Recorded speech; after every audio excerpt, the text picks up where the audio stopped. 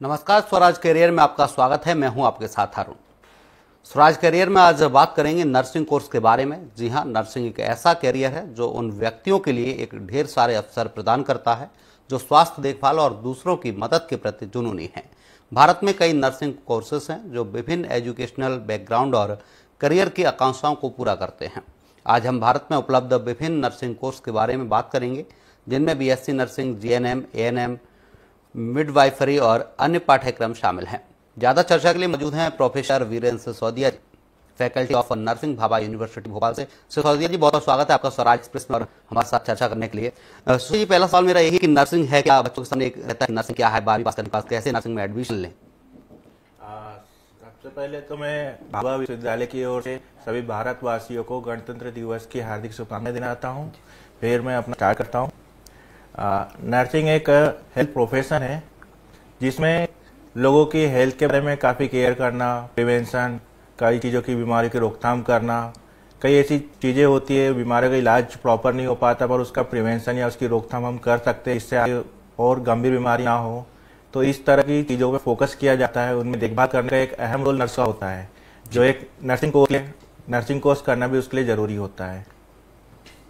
Sisodia, nursing का भविष्य कैसा है? इस कोर्स के लिए छात्र क्या कर सकते हैं? कौन कौन से कोर्सेज हैं जो कर सकते हैं छात्र? नर्सिंग का भविष्य अभी देखा जाए तो काफ़ी डिमांड में चल रहा है आफ्टर कोविड में काफ़ी लोगों ने देखा कि जहां डॉक्टर हर चीज़ जब पीछे हट रहे थे वहां पे नर्स एक फ्रंट फुट पे आके उनने काफ़ी लोगों की केयर की, मदद की। क्योंकि उस समय हॉस्पिटलों में कोई स्टाफ ना होकर नर्सिंग जो स्टाफ था उनने काफ़ी केयर प्रोवाइड किए, जिसके कारण नर्सिंग को काफ़ी अहम भूमिका मिली। और इसमें कई सारे ऐसे कोर्सेस होते हैं, डिप्लोमा है, डिग्री है, मास्टर डिग्री है, कई सारे कोर्स करके अभी हम अपने फ्यूचर सेव कर सकते हैं। ऐसा मेडिकल फील्ड होती है जिसमें आप ट्रेनिंग प्लस जॉब दोनों भी कर सकते हैं। वीर जी, जिस तरीके से देखा जाए इसमें कोर्सेज वगैरह भी एससी नर्सिंग, एएनएम और कई सारे कोर्सेज, कौन कौन कोर्सेज हैं, कौन कौन से डिग्री और डिप्लोमा है जो छात्र कर सकते हैं? जी, मैं आपको शुरू से बताता हूँ। इसमें सबसे फर्स्ट कुछ डिप्लोमा कोर्सेज होते हैं, जैसे एएनएम नर्सिंग कोर्स होता है, 2 ईयर का होता है, ये भी एक डिप्लोमा है। जिसमें फिर जीएनएम होता है 3 ईयर का, ये भी एक डिप्लोमा कोर्स होता है। उसके बाद आता है 4 year degree course BSc nursing. इसके बाद आता है आपका पोस्ट बीएससी नर्सिंग होता है 2 ईयर का, जो जेएनएम स्टूडेंट पोस्ट बेसिक करते हैं। फिर में मास्टर डिग्री भी होती है, एमएससी नर्सिंग होता है, जिसमें कई स्पेशलिटी होती है, जैसे चाइल्ड हेल्थ नर्सिंग है, मेंटल हेल्थ नर्सिंग है, कम्युनिटी हेल्थ नर्सिंग है, और कई सारी ऐसी ब्रांचेस होती है। और उसके बाद आफ्टर पीएचडी भी आप कर सकते हैं। वीरेंद्र जी, सवाल ये भी है कि जिस तरीके से बच्चे 10 पास करने के बाद 11th और 12th में कौन से कोर्स लें? जिस तरीके से कोई मैथ लेते हैं, कोई बायोलॉजी लेता है, तो नर्सिंग करने के लिए छात्रों को कौन सा सब्जेक्ट सेलेक्ट करें? जी, ये अहम विषय उसी समय बनता है जब स्टूडेंट 10th 11th में आता है। को पेरेंट्स को प्रॉपर गाइड हो तो वो अपने बच्चों को कर सकते हैं, क्योंकि उसी समय वो निर्धारित करता है कि उसको किस फील्ड में आगे बढ़ना है। तो यहाँ पर हम यदि अगर बायोलॉजी सब्जेक्ट चूज कर रहे हैं तो आप एक मेडिकल फील्ड में कई सारे आपको ऑप्शंस मिल जाते हैं। आप एमबीबीएस कर सकते हैं और पैरामेडिकल कोर्स है। ये जितने भी मेडिकल फील्ड के सारे कोर्स आप फाइट कर सकते हैं, इजीली कर सकते हैं। इसलिए आपको बायोलॉजी लेना जरूरी है। जैसे कोई छात्र अगर मैथ लिया या फिर कॉमर्स लिया या अदर किसी सब्जेक्ट्स अपने 11th या 12th किया है और बाद में नर्सिंग करना चाहता है, तो उसके लिए क्या एबिलिटी रहेगी, किस तरीके से वो नर्सिंग कर सकता है? जी, इसके लिए यदि अगर वो 12th में कॉमर्स या आर्ट कोई अदर सब्जेक्ट से है तो इसके लिए डिप्लोमा 3 ईयर जीएनएम कोर्स होता है, जिसमें एडमिशन मिल सकता है। जीएनएम में यहाँ सवाल यही पूछना चाहूँगा, जैसे मैंने बताया कि मैथ अगर किसी छात्र ने लिया है तो वो डायरेक्ट जीएनएम में एडमिशन ले सकता है और उससे वो नर्सिंग का छात्र बन सकता है? जी बिल्कुल, वो जीएनएम एक डिप्लोमा कोर्स है, उसमें एडमिशन ले सकता है और नर्सिंग का छात्र बन सकता है। छात्र आई में किसी भी सब्जेक्ट जब पढ़ाई कर रहे होते हैं, किसी भी डिग्री या डिप्लोमा कर रहे होते हैं, उनके जॉब का संकट रहता है कि इस पढ़ाई को करने के बाद किस तरीके से भविष्य उनकी संभावना रहेंगी, क्या जॉब उन्हें मिल पाएगी, नहीं मिल पाएगी, तो नर्स किस तरीके से छात्रों का भविष्य देखता है? इसमें संकट तो रहता है सभी को, लेकिन जब हम एडमिशन लेते हैं तो कम से कम क्या है कि हम ऐसा टीचर तो गाइड किया जाता है स्टूडेंट को, क्योंकि सबके मन में डाउट होता है यदि आपने नर्सिंग में एडमिशन लिया तो अब आगे आपका फ्यूचर क्या होगा। इसमें क्या है, लेकिन जॉब प्लस प्लेसमेंट भी हो जाता है। मैं खुद बायोमेडिकल में ऐसा प्रोफेसर हूँ, क्योंकि हम लोग खुद स्टूडेंट को ट्रेनिंग भी देते हैं और हमारे यहाँ एक बैच पास आउट हो चुका है, जो प्लेसमेंट भी हो चुका है और प्राइवेट हॉस्पिटल में अभी भी जॉब कर रहे हैं। और इसमें आपको एक बेनिफिट ये है कि आपको गवर्नमेंट जॉब भी इजीली अभी मिल जाती है। इसमें कई सारी वैकेंसी आती है, प्राइवेट हॉस्पिटल में आप जॉब कर सकते हो। इसमें आपको 100% जॉब गारंटी भी मिल जाती है। वीरेंद्र जी, जिस तरीके से आप बता रहे हैं कि गवर्नमेंट जॉब भी मिल जाती है, नर्सिंग करने का कई लोग समझते हैं कि नर्सिंग का कोर्स कर रहे हैं तो केवल नर्स तक ही सीमित रहेंगे। क्या नर्सिंग कोर्स के बाद और भी संभावनाएं बनती हैं छात्रों के जीवन? जी, नर्सिंग करने के बाद इसमें कई सारी फील्ड होती है हमारी। इसमें आप बहुत सारे कोर्स के ऑप्शंस मिल जाते हैं आपको। जैसे ऐसा बीएससी नर्सिंग 4 साल का डिग्री कोर्स किया है तो आप प्राइवेट हॉस्पिटल में हो या गवर्नमेंट में, वहाँ प्राइवेट सेक्टर गवर्नमेंट सेक्टर दोनों में आप अच्छी जॉब मिल सकती है। सेंट्रल गवर्नमेंट में भी अच्छी जॉब मिल सकती है। और आप ऐसा टीचिंग फील्ड में भी आप जा सकते हो, चाहे हॉस्पिटल में ऐसा स्टाफ जा सकते हो। कई सारे आपको ऐसे ऑप्शंस मिल जाते हैं। इसमें फिर मास्टर डिग्री होती है जिसमें आप एक टीचिंग में पर्टिकुलर एक प्रोफेसर के लेवल पे आ जाते हो। फिर इसमें आप पीएचडी करके डॉक्टरेट हो जाते हो। इसमें और कई सारे हैं, हॉस्पिटल मैनेजमेंट का भी कोर्स होता है जिसमें एमबीए किया जाता है। तो उसके ऐसे ऑप्शन कई अदर सेक्टर में भी आपको मिल जाते हैं। वीरेंद्र जी, हम अपने दर्शकों को बताना चाहेंगे कि टॉप नर्सिंग कोर्स कौन कौन से हैं, जो आप हमारे दर्शकों को बताइए कि नर्सिंग कोर्स हैं उनमें सबसे टॉप नर्सिंग कोर्स कौन कौन से माने जाते हैं? सबसे अच्छा कोर्स तो नर्सिंग तो है। इसमें यदि आप डिग्री करें तो वो बेस्ट माना जाता है। मैं मेरे हिसाब से बेस्ट लेता हूँ, क्योंकि वो आफ्टर 12th बायोलॉजी सब्जेक्ट किया जाता है और इसमें आपको 4 साल में ग्रेजुएशन प्लस डिग्री मिल जाती है, जिसमें आपको आफ्टर 4 ईयर आराम से एक जॉब प्लेसमेंट भी मिल जाता है। इसमें आप गवर्नमेंट की भी तैयारी आप कर सकते हो। और यदि अगर आपको कुछ और आगे करना है तो आप उसमें आफ्टर एमएससी नर्सिंग भी करते हो। इसके साथ मास्टर डिग्री आ जाती है जिसमें आपको काफी स्कोप मिल जाते हैं। आप बीएससी एमएससी कर ले, फिर उसके बाद पीएचडी आप कर सकते हो और आपको फॉरेन जाने भी चांस बन सकते हैं। आप आराम से इजीली गवर्नमेंट की इंग्लिश की तैयारी भी कर सकते हो। वीरेंद्र जी, सवाल ये भी है कि जिस तरीके से आप बता रहे हैं कि नर्सिंग करने के बाद कई सारे वर्क जाते हैं, जॉब के कई अपार संभावना रहती हैं छात्रों के जीवन में, लेकिन यह सवाल मैं ये पूछना चाह रहा हूँ कि जिस तरीके से ने अगर बीएससी नर्सिंग किया है, एमएससी किया है और वो नर्स बनना चाहता है या फिर या कहीं प्रोफेसर बनना चाहता है, तो उसके लिए उसे क्या करना चाहिए? यदि अगर बीएससी नर्सिंग या आफ्टर एमएससी भी किया है तो वो हॉस्पिटल में भी जॉब कर सकता है और टीचिंग फील्ड में रहेगा तो ऐसा प्रोफेसर, एसोसिएट प्रोफेसर के लेवल पे भी जॉब कर सकता है। क्या प्रोफेसर बनने के लिए एमएससी पर्याप्त है कि इसके बाद भी कोई और कोर्सेज छात्रों को करने पड़ता है? फिलहाल तो एससी पर्याप्त है जिसमें आप प्रोफेसर बन सकते हैं इंक्लूडिंग एक्सपीरियंस। कई छात्रों के सामने संकट रहता है, उन्होंने जिस तरीके से बीएससी किया है वो बायोलॉजी से किया या फिर अदर किसी सब्जेक्ट से किया है, लेकिन आप नर्सिंग में आना चाहते हैं, तो उसके लिए उन्हें क्या करना चाहिए? नर्सिंग के लिए यदि अदर फील्ड है तो आप सिर्फ डिप्लोमा कर सकते हो, पर यदि अगर आप बायोलॉजी पढ़े हो तो आप बीएससी नर्सिंग चूज करना बेस्ट ऑप्शन रहता है। इसमें आप आसानी से नर्सिंग में ग्रोथ कर सकते हो।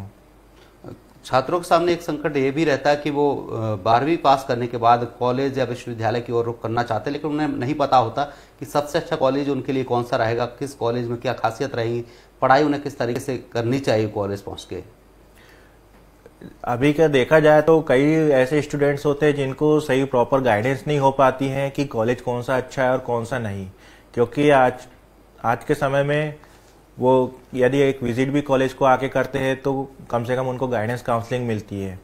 हम भाभा विश्वविद्यालय में भी एडमिशन प्रोसेस अभी हमारी जारी है, तो हम भी एक बार स्टूडेंट को कहते हैं कि आप एक बार आके विजिट जरूर करें ताकि वहाँ पे हम लोग उसको गाइडेंस और काउंसलिंग दोनों कर सकें कि आप नर्सिंग क्या एलिजिबिलिटी होती है, आप इसमें क्या कर सकते, आप 100% रहोगे, जॉब भी 100% है और हमारा प्रॉपर प्लेसमेंट भी होता है, ट्रेनिंग भी होती है। हम सबसे फर्स्ट तो हमारे कॉलेज में ही लैब में पूरी लैब फैसिलिटी है, उसी में हम लोग पहले स्टूडेंट को डेमोस्ट्रेशन दिखा के उनको प्रिपेयर करते हैं। उसके बाद आफ्टर क्लिनिकल ट्रेनिंग के लिए भेजा जाता है और हम पीएससी मिसरोद और सीएससी कोलार हुआ, वहाँ पे भी गवर्नमेंट से परमिशन लेके स्टूडेंट हमारे वहाँ पे पोस्टिंग होती है और वो काफ़ी अच्छा वर्क करते हैं। अभी फिलहाल में भी पल्स पोलियो प्रोग्राम हुआ था, वहाँ भी स्टूडेंट के द्वारा सहयोग प्रदान किया गया था जिसमें अप्रेसिएशन लेटर भी मिलता है हम लोगों को। इसमें हम स्टूडेंट को इस तरह से ट्रेन करते हैं ताकि वो फ्यूचर में कहीं भी क्लिनिकल में प्रैक्टिकली जब अदर फील्ड में जाए, अदर फील्ड हॉस्पिटल में कहीं और करे तो वो अच्छा एक ट्रेन पर्सन बन सके। वीरेंद्र जी, जिस तरीके से आप बता रहे हैं कि भाभा यूनिवर्सिटी में छात्र एडमिशन ले सकते हैं, लेकिन एडमिशन के टाइम में कई सारे कॉलेज, कई सारी यूनिवर्सिटी तरह तरह के छात्रों को प्रलोभन देते हैं, लेकिन बाद में रिजल्ट नहीं मिल पाता। भाभा यूनिवर्सिटी अन्य कॉलेज और विश्वविद्यालय से किस तरीके से अलग है?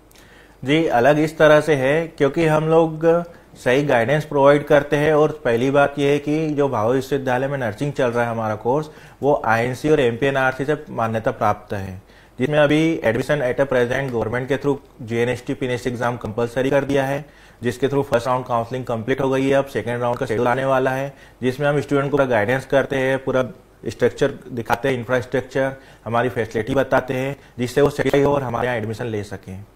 जिस तरीके से आप बता रहे थे कि भाभा यूनिवर्सिटी में छात्र एडमिशन लेते हैं तो उनको प्लेसमेंट भी 100% मिल जाता है, लेकिन छात्रों तक ये बात पहुंचे कैसे, छात्रों को ये बात पता कैसे चले कि भाभा यूनिवर्सिटी में एडमिशन लेने के लिए उन्हें क्या करना चाहिए, कहाँ संपर्क करना चाहिए, वो भी दर्शकों को बताएं। भाभा यूनिवर्सिटी में आपको कांटेक्ट करना है तो आप आज के समय में तो इजी हो गया है। गूगल पे आप भाभा यूनिवर्सिटी डालोगे तो सबसे फर्स्ट में वही आता है, आपका नाम दिखता है जिसमें डायरेक्शन और एड्रेस मिल जाता है, या फिर आप कांटेक्ट कर सकते हो। और प्लेसमेंट की बात, जो हमारे स्टूडेंट है आज वो जॉब पे है, हॉस्पिटल में पोस्टेड है, तो वो अदर को मैसेज ट्रांसफर होता है, स्टूडेंट को ही होता है। इस तरह से उनको पता चलता है कि हमारा भाभा का स्टूडेंट भी नई दिल्ली में हॉस्पिटल में जॉब कर रहा है, गुजरात में। इस तरह से थोड़ा सा इंकरेज किया जाता है। और बाकी हमारे जो फील्ड में काम होते हैं, वर्क होते हैं, उसके द्वारा वो पता चल जाता है कि भाभा विश्वविद्यालय में भी नर्सिंग की जाती है। जिस तरीके से मध्य प्रदेश से अन्य राज्यों के जो छात्र हैं, बाहर से आए हुए छात्र हैं, वो भाभा यूनिवर्सिटी में एडमिशन लेना चाहते हैं तो उन्हें किस तरीके से गाइड किया जाए, और उन्हें रहने की व्यवस्था या अन्य सुविधाएं वो क्या भाभा यूनिवर्सिटी प्रदान कर रहा है? जी बिल्कुल, हमारे यहाँ हॉस्टल भी है, मेस भी है, वहाँ पे आराम से स्टूडेंट रह भी सकता है, कुछ प्रॉब्लम नहीं है। कवर्ड कैंपस है, सुविधा है, गार्ड है।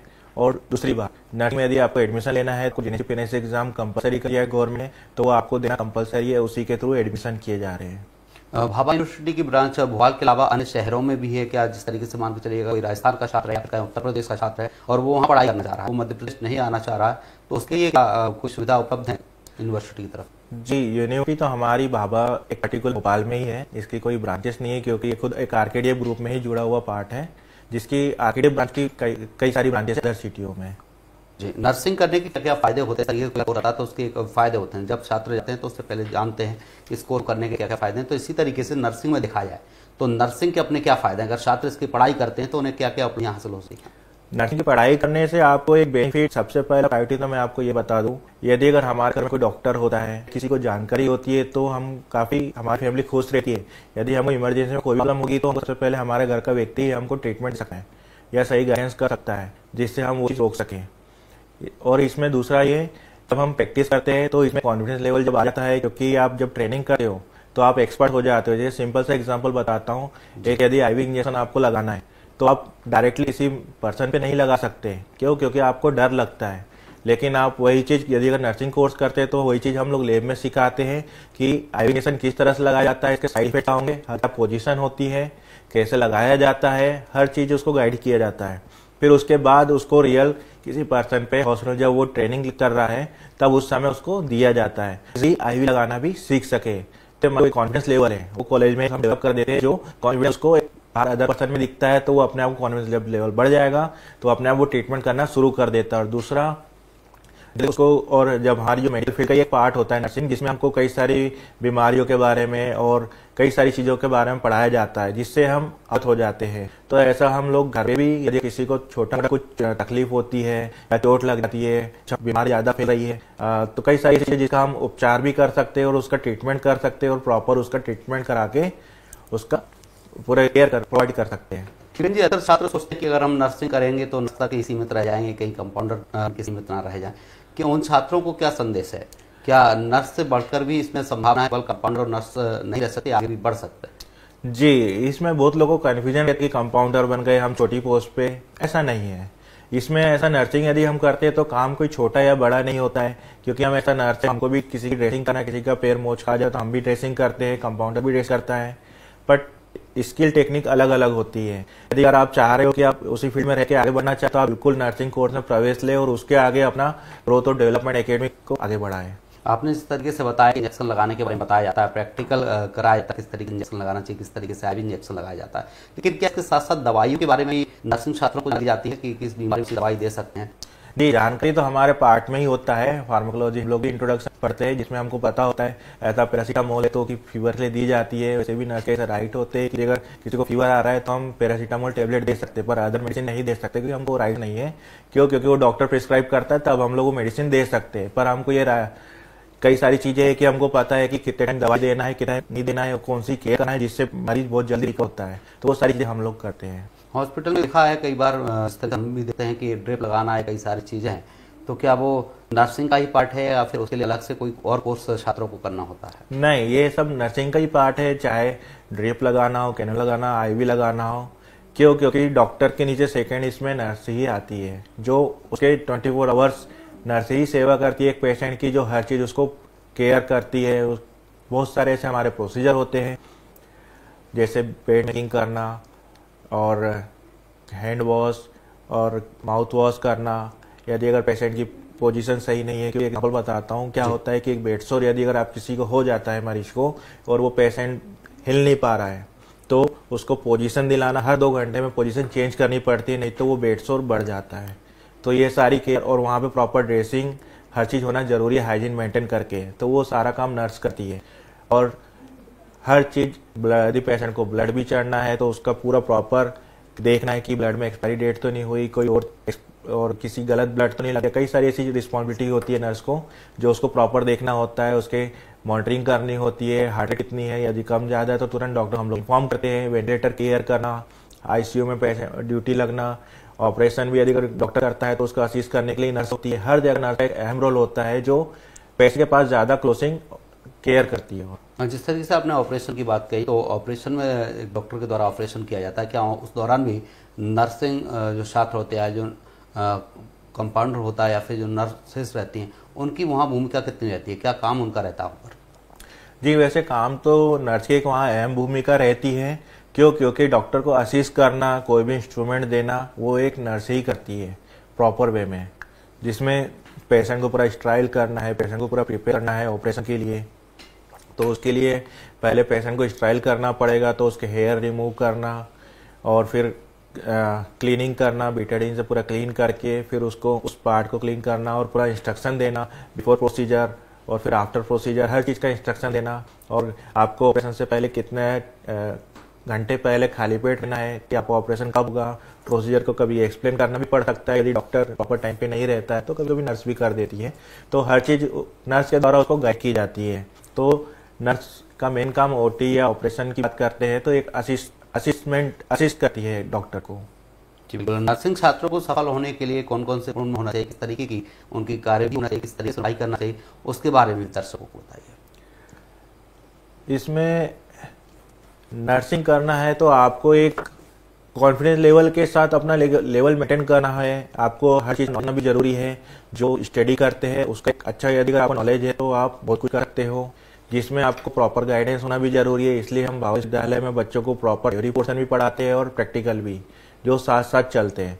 इसमें जो चीज़ थ्योरी होती है वही चीज़ उसको प्रोसीजर हम लोग बताते हैं, ताकि उसको एक्सप्लेनेशन काफ़ी अच्छा रहे, उसके मन में कोई डाउट ना रहे और वो सेटिस्फाई रहे, ताकि उसका कॉन्फिडेंस लेवल बना रहे। और वही चीज़ कॉन्फिडेंस दूसरों को में भी आ जाता है, जिसके कारण एक वो अपने आप में इम्प्रूव महसूस करता है कि 12th के बाद में क्या था और आज 4 साल बाद में क्या हूँ, और मेरे को कितना नॉलेज था और आज मैं कितना नॉलेजेबल बंदा हूँ। जिससे उसको खुद अपने आप में एक कॉन्फिडेंस रहता है कि यार चलो मैंने बहुत अच्छी जगह से आज पढ़ाई की है, आज मैं जॉब भी करता हूँ, सैलरी भी ले रहा हूँ और मेरा फैमिली भी उससे बहुत खुश है। तो ऐसे कई सारी चीज़ें होती है जहाँ पे आपको मेहनत से प्रैक्टिकली आप जब ट्रेनिंग ले रहे हो तो आप काफ़ी एक्सपर्ट हो जाते हो उस फील्ड में। वीरेंद्र जी, जिस तरीके से देखा जाए, पढ़ाई की बात कर रहे थे, तो नर्सिंग में अगर छात्र एडमिशन लेता है तो कितने घंटे उसे पढ़ाई करनी पड़ती है? क्योंकि छात्रों के सामने ये भी संकट रहता है, अगर हम इसमें एडमिशन लेते हैं कितनी देर पढ़ना पड़ेगा, कितने घंटे इस पढ़ाई को देने पड़ेंगे?